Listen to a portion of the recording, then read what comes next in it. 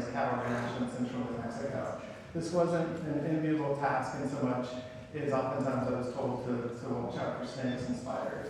But I had to peer over the edge and actually try to estimate how much water was available. We lived out in the middle of nowhere, and it was entirely rain-fed. So we relied on nature to provide us with the drinking water that we would use with the ranch. This is a place that many of you have seen if you've watched Breaking Bad, right? Or Better Call Saul, when Saul Goodman's walking across the desert with bags of cash. It's a lot like that, except without the cash.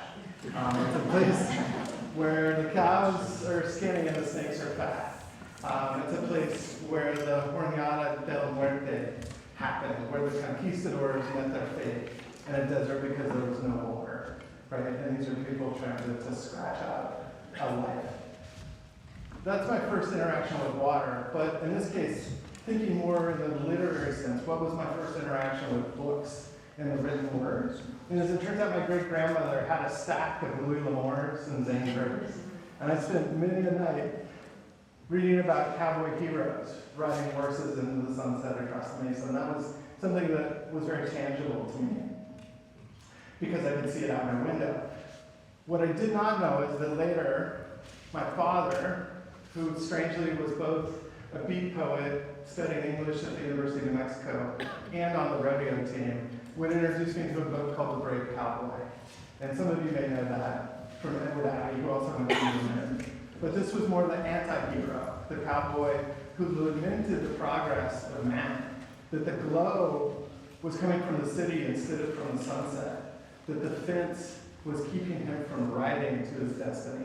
And he would talk about the fertile ground with the Rio Bravo, the alternate name for the Rio Grande, right? The brave cowboy and the Rio Bravo giving life to that fertile valley, the crossroads of humanity in this case, because it wasn't just the conquistadors that were coming or the pioneers with wagons, but before that it was the Isleta and the Laguna and the Jicarilla Apache and the Diné. They were trading and living and using that river as a crossroads of their own to sustain their life. Right? So when we think about the literary sense of a fertile valley at a crossroads, and we think about California, most of us were introduced to this through the Grapes of Wrath, right? Dropped down into the San Joaquin Valley trying to scratch out a new life. In my opinion, however, it starts halfway through the story, right? When the Jodes come across Route 66 and ultimately land in California thinking of milk and honey, didn't quite turn out that way. But before them, in that fertile valley, on those crossroads, there was a different vision.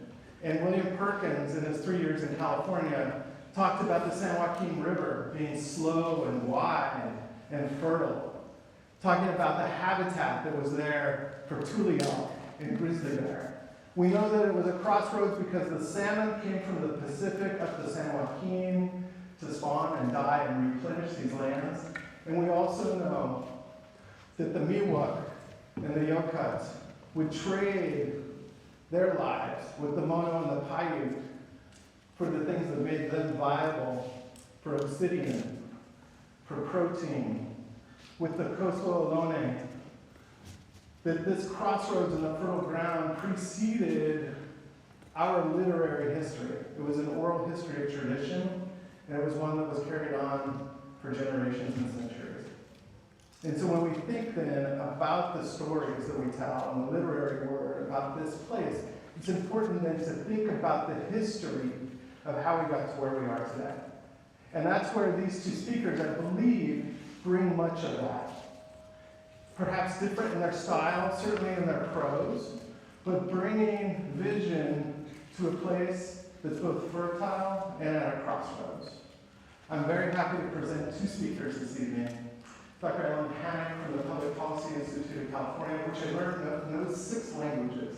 How did I not know this about you? So she went to Swarthmore, of course, got a beautiful liberal arts degree, but then went into the depths of Africa, studying in Dar es Salaam, receiving a master's, and then going on to get a PhD at the University of Maryland.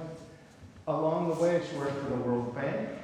She studied things like coffee and cocoa and cotton.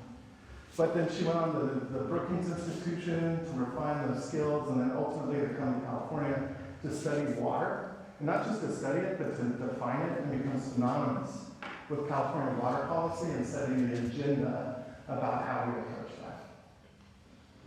Our other speaker, a native son, often compared to the greats of John Steinbeck and William Soria, and others, but thinking about the valley-to-valley connection between the coast and my reading of East of Eden and thinking about the scab of the earth when things went dry, but moreover the people that made that place. I see many of the same images when I read the words either from the King of California or Ferdinand Land. Those are ones that you're quite familiar with. And Mark brings to us not just that history of having gone to Fresno State and having been born in the San Joaquin Valley, but bringing vision and words to this place that was once fertile, that is now at a crossroads of history. So both evocative in their words, both bringing light to a place that needs it. Now here at the University of California, helping us extend our mission, which is to create knowledge, extend knowledge to our students, and translate that knowledge to our community. Helping us be that beacon of light in a place that was once fertile and now at the crossroads of history. Mark Barrex, Ryan, please join us.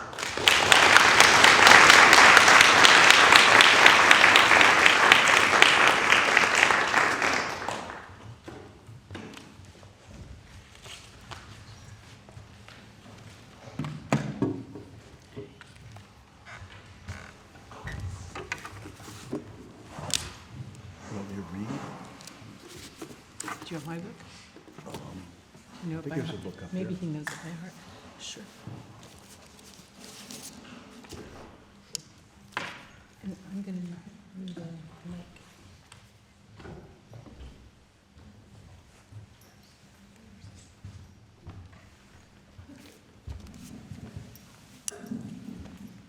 Live?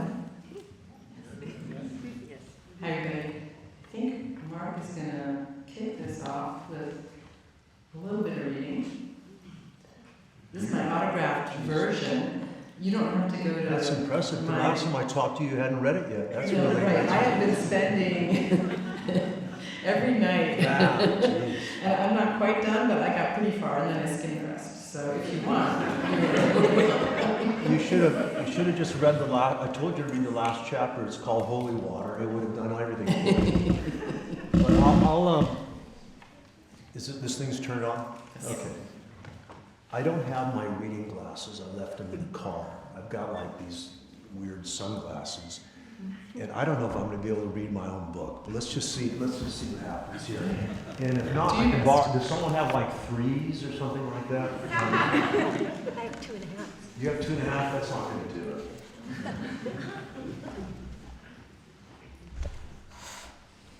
I've written about Highway 99, that journey down so many times that I ended up stealing my own words to write another one, another version of it. And I don't know if you plagiarize yourself? Yeah, probably.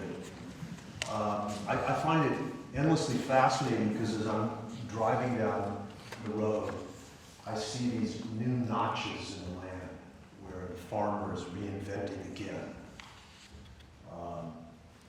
And over the last 20 years, the notches have been nuts, almonds, pistachios, and mandarins for tree fruit.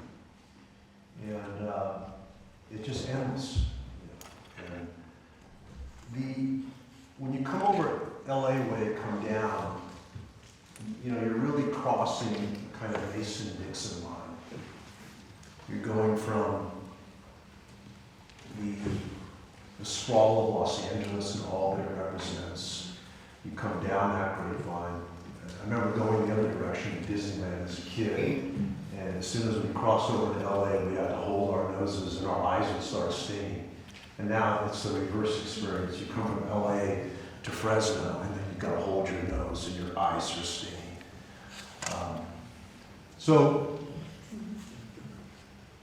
you cross that divide and you come to a whole other place, culturally, politically, psychically. You know, this valley, in a way, has been geographically exiled from the rest of California. And because of that, that geographic exile, there's almost a psychic exile. And we have a different way of doing business here. Things that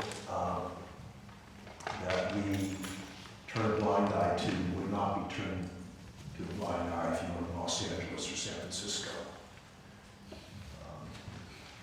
What we've created here is a marvel and a wreck. Okay, and we're exploring that today. So let me see if I can read this and not. You can read it. So. Let's take about 5 minutes. On a summer day in the San Joaquin Valley, 101 in the shade, I emerge onto Highway 99 past downtown Fresno and stare through the vibrations of heat. I'm headed to the valley's deep south, to a little farm worker town in a far corner of Kern County called Lost Hills. This is where the biggest farmer in America, the one whose mad plantings of almonds and pistachios have triggered California's nut rush, where he keeps on growing, no matter drought or flood. He doesn't live in Lost Hills. He lives in Beverly Hills. How has he managed to outwit nature for so long? The GPS tells me to take Interstate 5, the fastest route through the belly of this state. But I'm partial to Highway 99, the old road that brought the Okies and Mexicans to the fields and deposited a twang on my Armenian tongue. 99 runs 2 lanes here, 3 lanes there, through miles of agriculture broken every 20 minutes by fast food, gas station, and cheap motel. Tracks of houses, California's last affordable dream, civilized 3 or 4 exits, and then it's back to the open road, splattered with the guts and feathers of chickens that jumped ship on the Slaughterhouse Drive.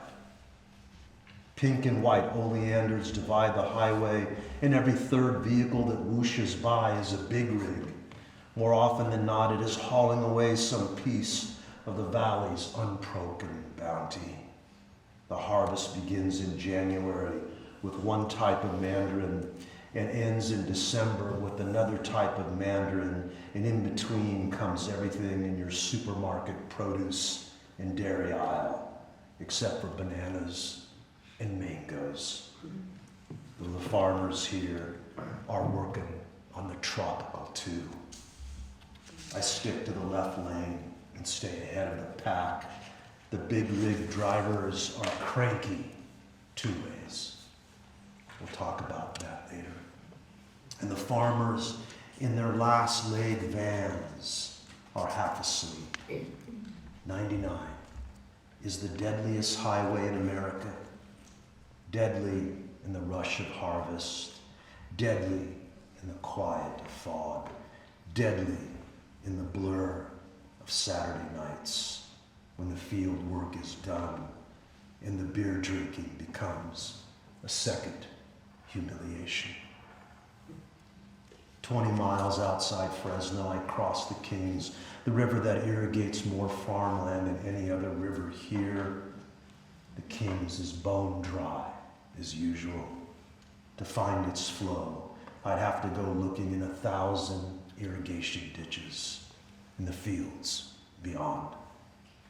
There's a mountain range to my left and a mountain range to my right, and in between a plain flatter than Kansas where crop and sky meet. One of the most dramatic alterations of the Earth's surface in human history took place here. The hillocks that existed back in the Oka Indian days were flattened by a hunk of metal called the Fresno Scraper. Every river busting out of the Sierra was bent sideways, if not backward, by a bulwark of ditches, levees, canals, dams, and pumps.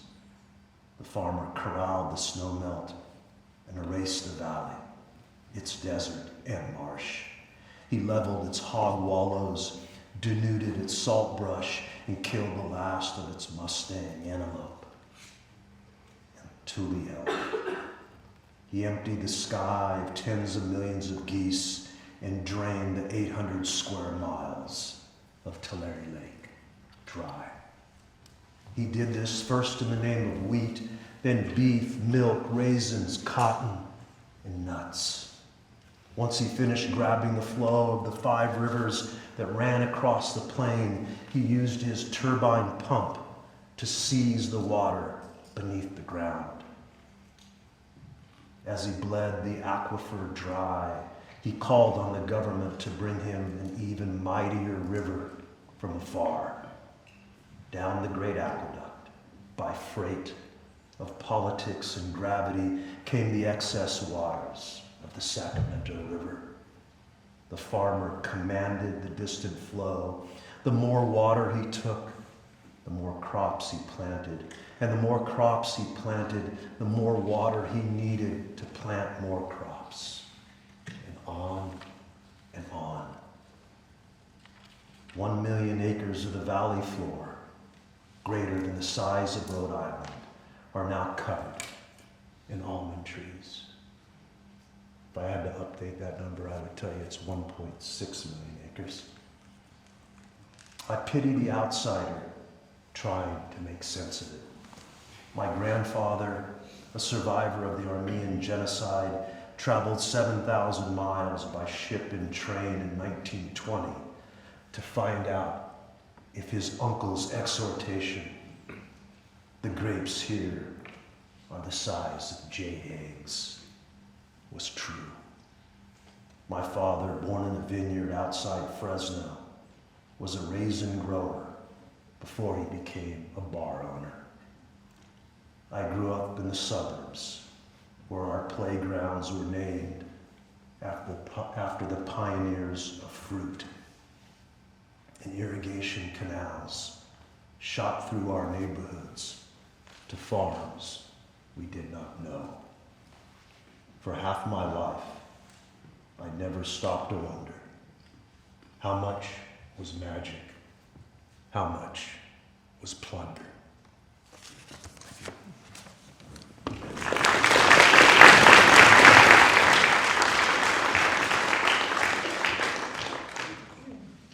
Thank you, Mark.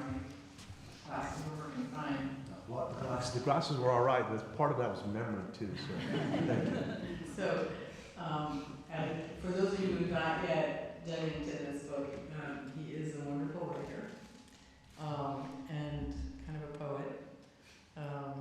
I've been working deeply on the Valley for 8 years now, and know some of the characters you've got in there, and knew some of the history already. But it's just been a fascinating read to kind of, it starts with the near contemporary, sort of the drought before the last one, toward the end of that, and then goes into a fascinating and deep history of not just this region, but sort of water in the state, in the valley, as the Central Valley as a whole, and then comes back to the near present, including the last chapter, which is the drought breaker, like we just had again this year. Yeah, it's almost one. If you think about it, it's almost really one drought we had, interrupted by a year of average rain, and then that drought buster.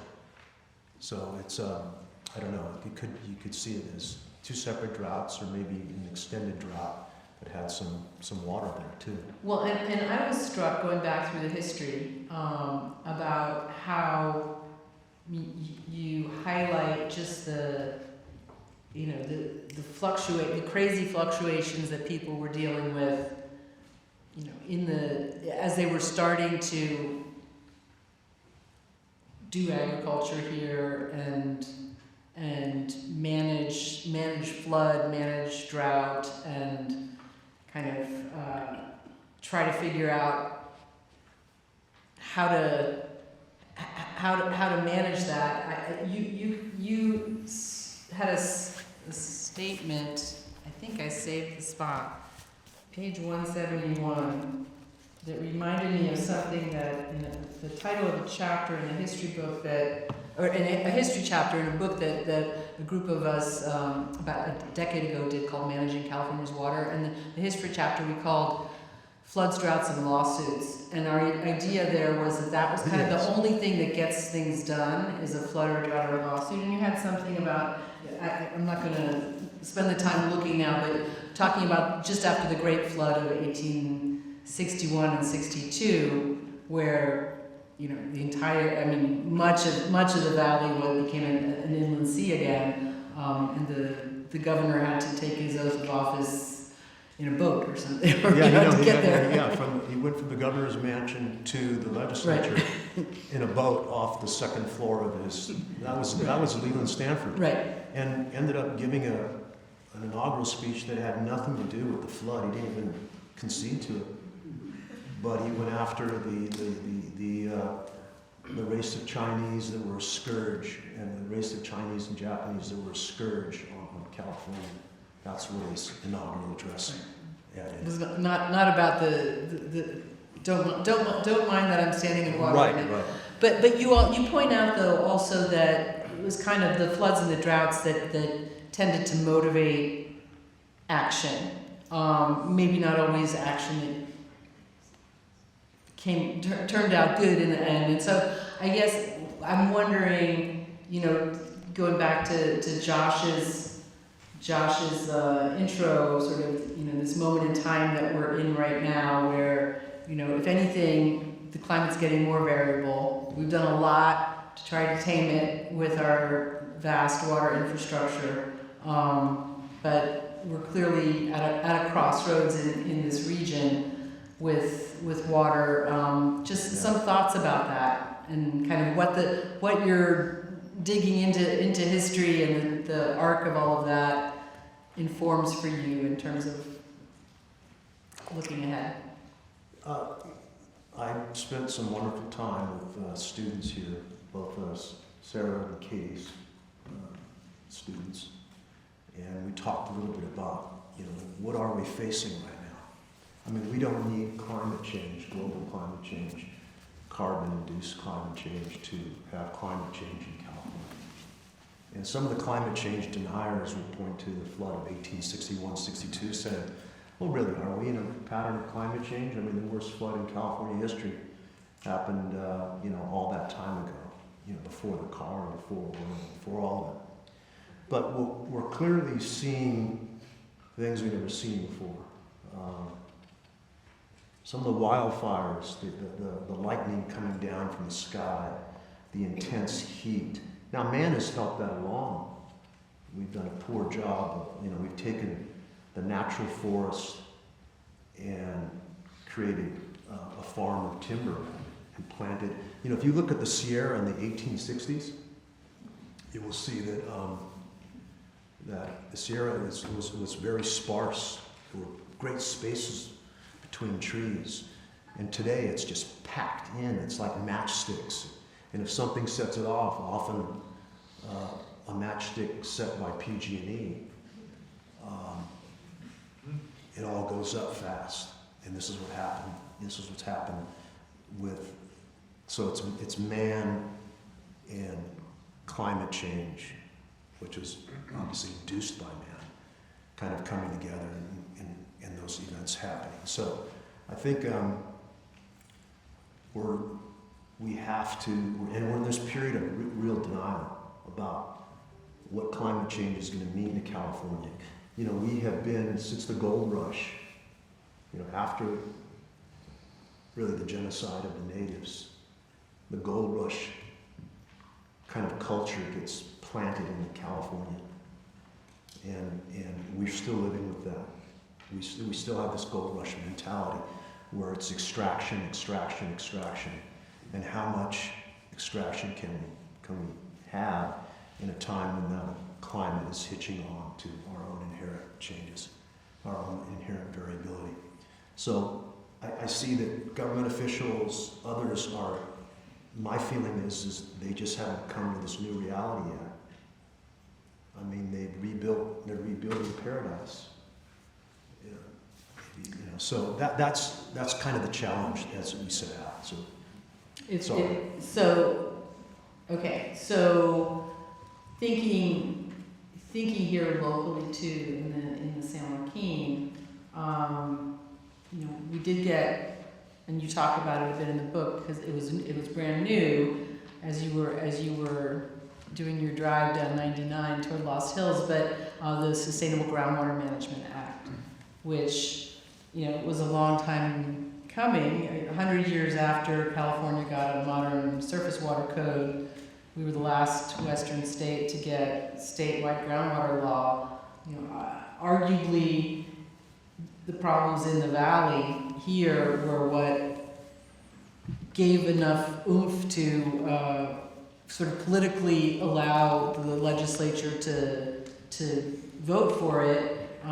Not a single valley legislator had to, they didn't need the vote of a single valley legislator, exactly. And that was probably a good thing for those folks because it was a contentious thing to pass. But we're now close to 10 years, we're in the 9th year out, and there's been, we've moved from, the rubber started to seriously hit the road, I would say. And people are talking about, I think in some ways, some of the things that you're concerned about in this book in terms of the overreach. Overreach and under attention to some of the consequences at the local level in terms of communities that are impacted by groundwater pumping in terms of their wells and things. So what I did in this book is I followed the footprint of agriculture from basically in the 1880s. Gold mining was polluting rivers and polluting the early agriculture. In a Supreme Court case, decided that one industry could not harm another industry that way. And basically that led to the rise of agriculture and the demise of gold mining, industrial gold mining. And so you see the first river flows captured by people, a lot of them came from the Midwest and the South, Confederates, coming here. Some were gold miners, and they ended up capturing the flow of rivers. And it made sense. These were beautiful ground, alluvial soil, easy to catch that water. This is after we had an experiment in wheat. The first agriculture that was really planted here was the monoculture of wheat. The wheat king was a man named Isaac Friedlander. He's one of these titans who made money in gold, ended up living in Nob Hill in San Francisco, decided that with all that money he was going to buy lots of land in the valley and plant wheat. And it went well for a while, but then that monoculture robbed from the soil, and it was decided that no, smaller farming would work, and it did for a while. Those early agrarians were taking that water, but such is human greed that it wasn't enough. And so they ended up expanding the footprint of agriculture beyond the alluvial plain to soil that was more marginal. And they were able to do this with the advent of the turbine pump in 1920, which happens to be the year my grandfather came from Turkey. They went, at first when they tapped into the ground, the water was so high with these artesian wells that would come up like the spout of a whale. And it was actually helpful because a lot of people couldn't build their homes in Fresno and other places because when they built a cellar, the cellar would perch the ground and water would come up. So those early wells ended up drawing down that aquifer. So certain things, civilization could happen. But as is man, they kept drawing down more and more and more. In the 1920s, there was a huge drought. And out of the heartland of Tulare counties and Kern counties came this cry that we're going dry. You need to get us a river. And that became the beginnings of the Central Valley Project, which took 20 years to bring to fruition, followed by the State Water Project. And then you saw the pumping going deeper, the wells going deeper, and a sinking happen. And we all those of us who are water nerds know that famous photo of Joe Poland, the federal USGS, I think, geologist, standing next to a telephone pole in the San Joaquin Valley, documenting 40, 50 feet of subsidence over a 60, 70 years period. So we went deeper in the earth, things happened, and then we built these projects, and then agriculture went farther out and farther out. And then we had drip irrigation, which was sold to us as a way to save water. But what drip is, there was a paradox with drip. Drip allowed the farmer then to move onto higher ground, hilly ground, onto soil that should never have been farmed.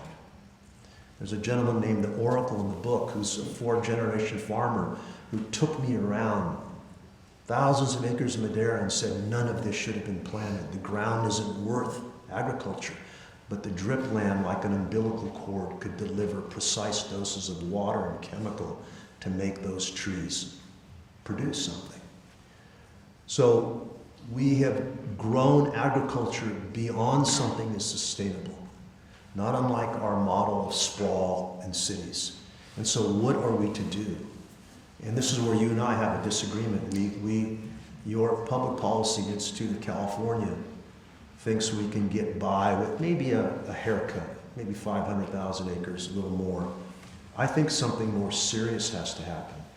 We have to retire 1.5 million acres of farmland in the San Joaquin Valley to become sustainable. I don't base that on my numbers. I base that on numbers that I've talked to with farmers who spoke to me in honesty, and also these water managers. In Kern County, even in flood years, Kern County is pumping more water out of the ground than it's replenishing. Kern County alone probably has to retire 300,000 acres. So, and that we have different perspectives. This is the first time we've actually met, and I respect. In person. Yes, we have yes, spoken. yeah.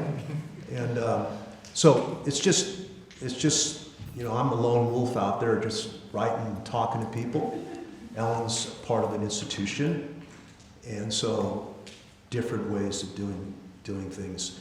But I think what we share is that this footprint has gone beyond sustainable, and what is it going to take to bring it back? And the same with suburbia. Can we keep planting 25% of the population, 10 million people, it's a quarter of California's population, live in the path of wildfire. Can we continue that experiment? Well, if you look at the Department of Finance's latest interim population projections,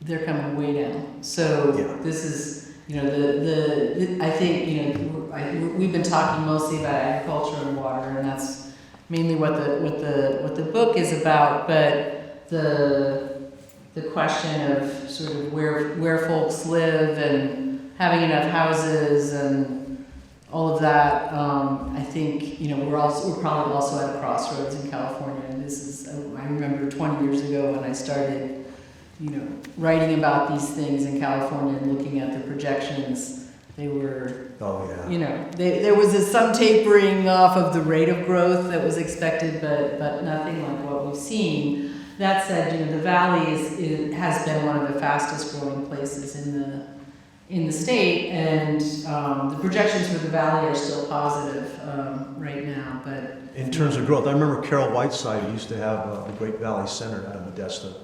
I think she was a mayor there before she did. Right. She kept talking about the 21st century being really, the 21st century is the valley's choice. Which way are we going to go?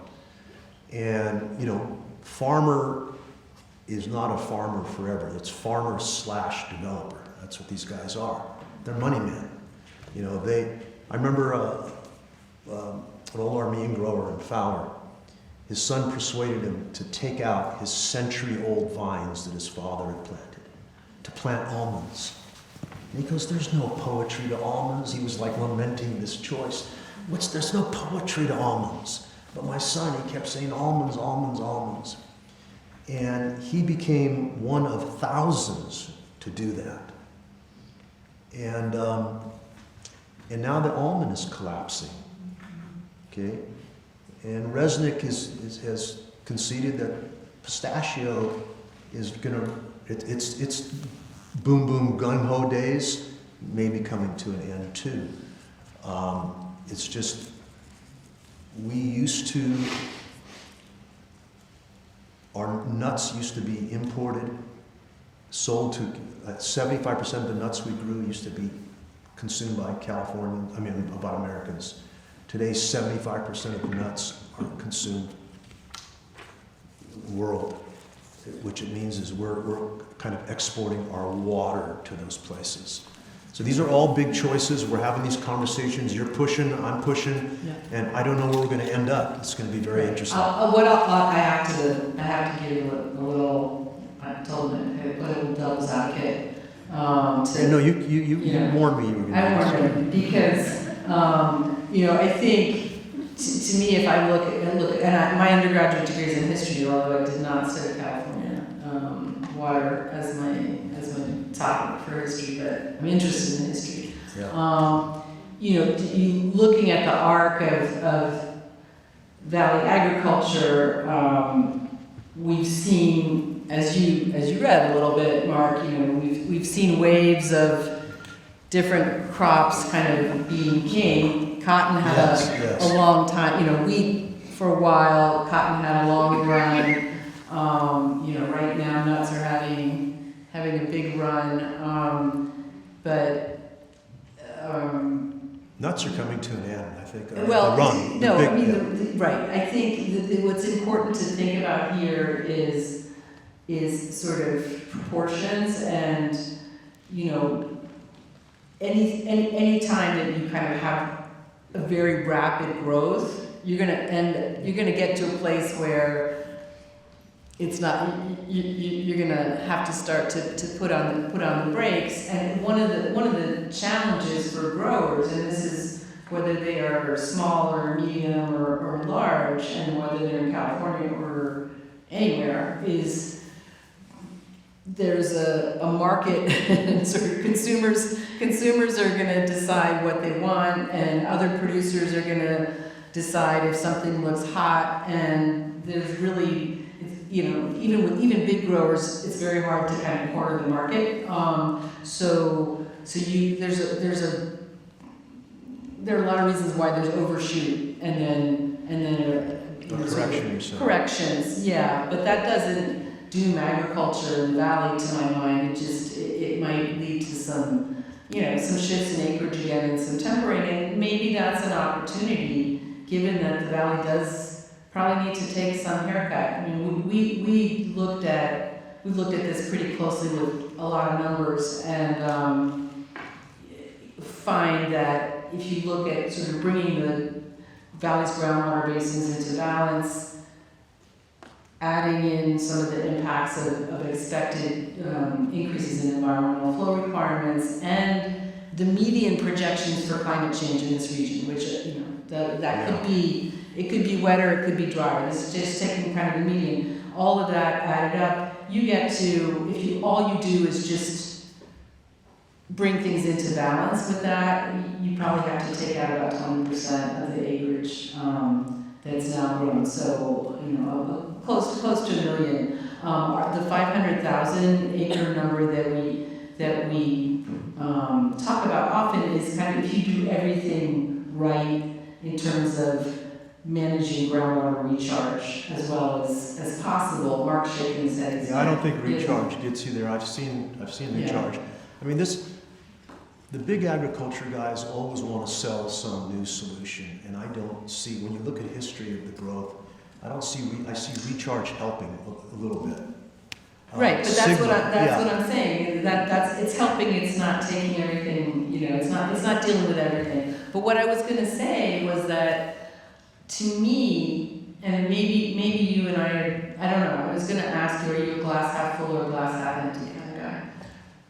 It depends on the issue. On agriculture and water in the valley, Well, agriculture, the Water Valley, I think I started off, I want to see the valley, I don't want to see the valley turn into the San Fernando Valley. I want to see agriculture having a huge role here, okay? But I want to see smaller I want us to go back to where we were, and this is just dreamer stuff, you know, in the 1850s, I mean the 1890s, 1920s, smaller farms, more organic farms. What's happening now is you're seeing an industrialization on top of an industrialization. Tulare Lake, it used to be only cotton and annual crops were grown down there. In the last 15 years, they planted almonds, pistachios, and they put mega dairies down in the Tulare Lake Basin, thinking that it would never flood again, and it did. And who underwrote the cost of those floods? We did. Okay. So if you look at the public subsidy that we've given to agriculture, it's extraordinary. And now that public subsidy is going to hedge funds and pension funds and retirement funds. The Canadian Royal Mounties own, John Hancock owns a lot of land, the Mormon Church owns a lot of land here. And Mark? Yeah. If I go back to your history, there was always capital coming in from elsewhere, Oh yeah. all along, Oh yes. right? But for a while, you know, look at my grandfather's first farm he bought was, there was a Armenian rug dealer in Pasadena who underwrote him. Yeah, no, definitely. It's just the capital now is concentrated, you know, it's these super capitalists who are, you know, hedge fund guys betting against this way and that way. It's a whole game. And I have friends who they call themselves custom farmers. They farm for the hedge funds. And they laugh. These hedge fund guys come out with these spreadsheets, looking at profit and everything else. All the numbers are wrong. But the custom farmer doesn't tell that to them because these guys are going to pay them. And they come in and they're losing money, these hedge funds, on this. And it makes no sense. So maybe that's part of where there's room. I guess what I was going to say was that, you know, potentially we're reaching a place where market conditions are not great for certain crops, which is, you know, at the time when you were writing this, it was boom time, price-wise. That's less the case right now for a number of commodities, and those are the moments that kind of make it a little bit easier, I think, to think about some kinds of strategic reduction and demand management, along with, I will say, you know, along with recharge activities, we actually are doing kind of amazing things with groundwater recharge in California. People come from other places to look at what we're doing. And one of the, you know, you can tell I'm not a glass half full person, I guess. Well, you're thinking the flood's going to come around. The floods don't come around that often. No, but here's what I was going to say was that we're in a situation here in the valley where we've mined the groundwater, but we have groundwater basins that can be recharged. You can actively recharge them. That's not true. For where Josh was talking about in his childhood, it's a lot harder to do that in New Mexico. Just the nature of the geology and the landscape and everything. So we have that asset now. I don't know if Don Cameron is here right now, but he was at an event that we held at Fresno State last week. He was talking about the fact that they've done such a good job of pumping groundwater where he farms that they've got room for 2 million acre feet. And it's a great place to store it. So there are assets that, to me, the arrival of the Sustainable Groundwater Management Act, you know, as painful as it is kind of, you know, helping nudge people toward being creative and innovative in ways that could go towards sustainability. I think there are some places where you can recharge. The problem is what do you recharge? You've got to recharge floodwaters. How often do floods come? And then when floods come, they come so massively sometimes that you can't capture that water. It ends up going out into the ocean, into the delta, which is what it's supposed to do, okay? So we can do some, but I think you guys are far too optimistic about how recharge is going to allow big farmers to continue to do what they're doing, okay? I just don't think that's going to happen. If it does, we're just fools. We haven't learned the lesson of history. So I think that's a problem.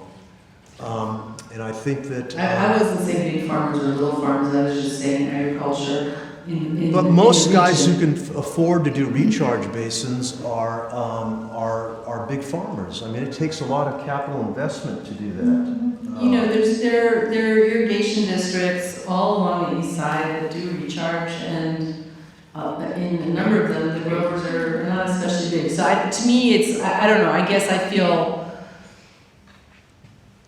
as part of my devil's advocate hat, that kind of making the big farmers sort of the bad guys and the only ones who can do things is I don't make them the bad guys. I think like Stuart Resnick comes off as a very complex character in this book.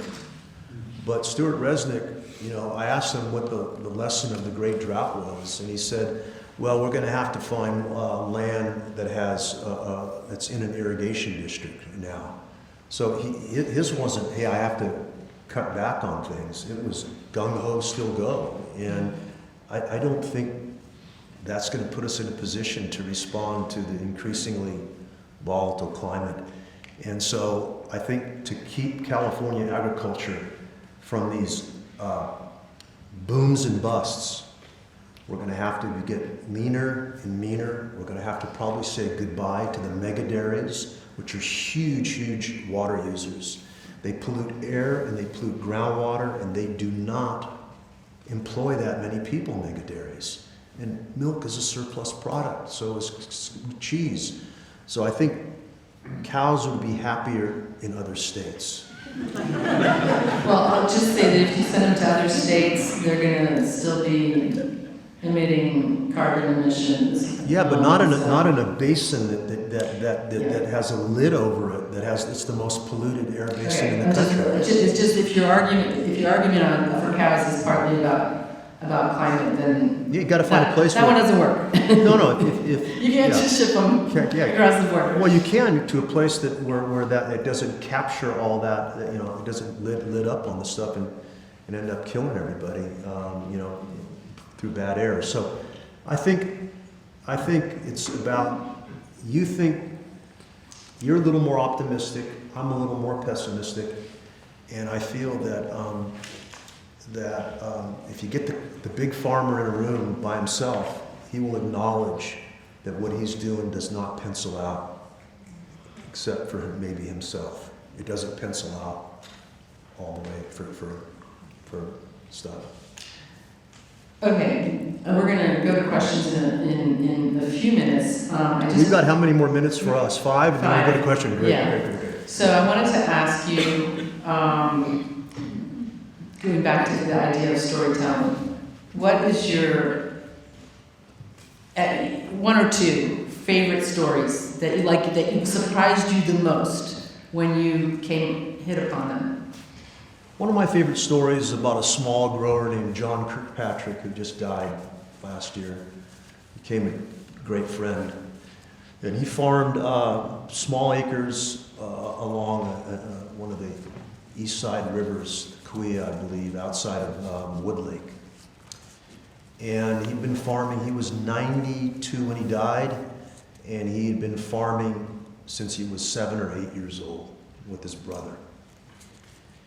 And constantly, and he was on the east side where 50 acres of citrus could send 5 kids to college, okay? And he kept doing his little reinventions on the land, but always with a mind to what was sustainable and what wasn't. What could he draw off the river and what he couldn't. And one year he got a call from some Orthodox Jews in New York, and they said, have you ever thought of a citron? He says, what's a citron? He says, well, it's revered in our culture during these certain festivals like Sukkot You know, it's one of the things. So John ends up partnering up with these Orthodox rabbis from New York to plant citrons. And I said, what's it like? He says, I'm farming diamonds. He said, I have to farm it in a kosher way, and they come out twice a year to check. If there's something wrong, they point it out. If there's a nick, it's not good.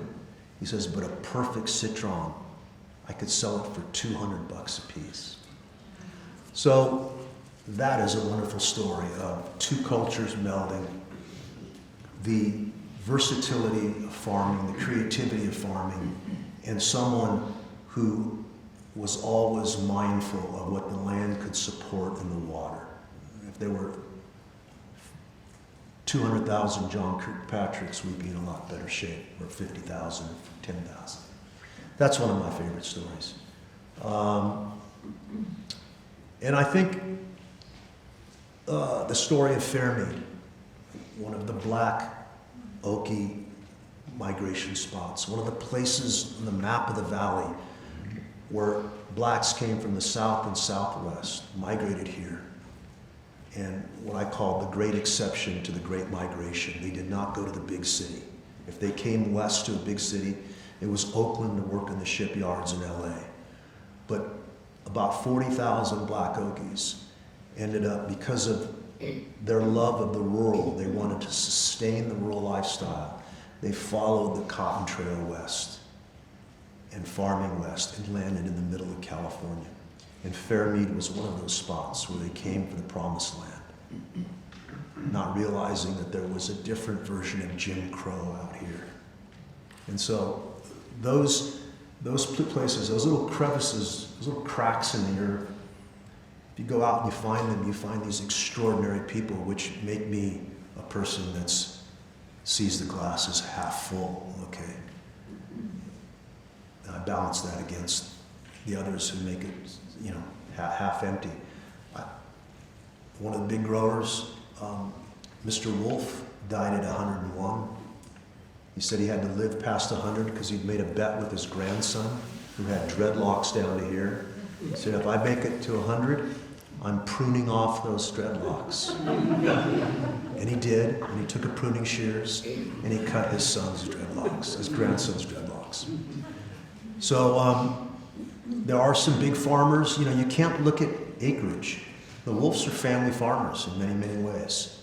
They happen to own 25, 30,000 acres, but it's a family operation. So I'll take Wolfs any day over John Hancock.